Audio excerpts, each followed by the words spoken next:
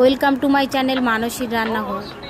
আজ নিয়ে চলে এসেছি বেকারির কেকের রেসিপি। আমি এই কেকটা গ্যাসের চুলায় বানাবো, আপনারাও এইভাবেই বানাবেন। তাহলে পুরো ভিডিওটি দেখতে থাকুন। এইভাবে আমার পাশে থাকবেন আর আমার ভিডিওটিকে লাইক কমেন্ট শেয়ার করবেন আর চ্যানেলটিকে সাবস্ক্রাইব করবেন।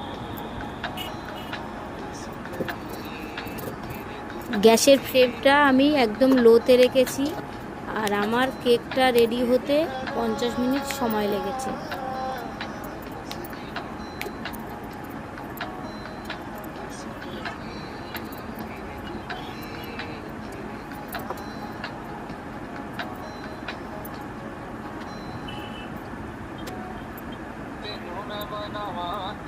মা, এটা তো খুব সুন্দর বানিয়েছে।